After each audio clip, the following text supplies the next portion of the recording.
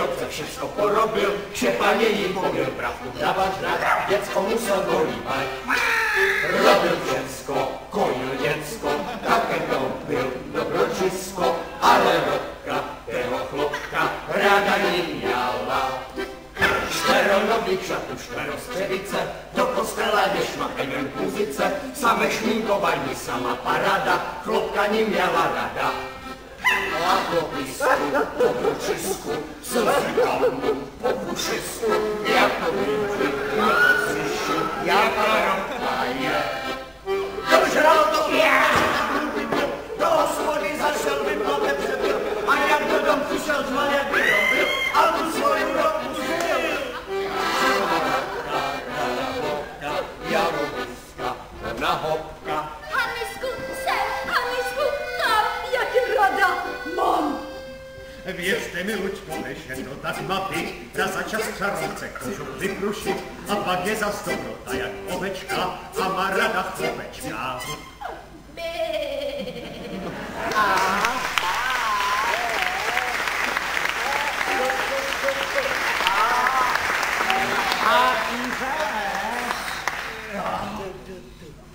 Na Rynkoviče tam se vždycky pásli huši, bo tam byl trávník, jak se pásli. No, to bylo furt slychať baby a jich schodávají píra, nebo zaž na kůry pí, bo také vajco, to se doma vždycky hodí.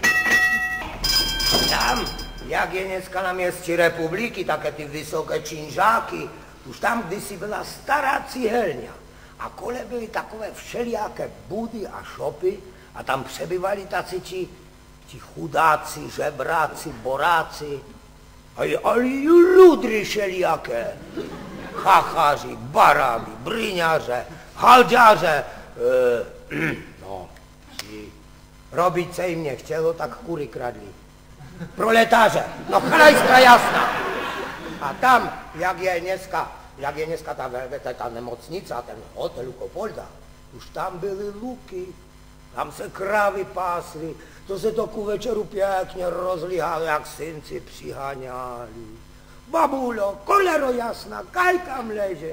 Víte, bo taká kráva, rozumu to nemá, pro ňu vrata jak vrata, tuž vleze susedovi do chlíva, susedu zase vyháňa, tu nic nedostaneš, tu nie si náš a synek ber se ju.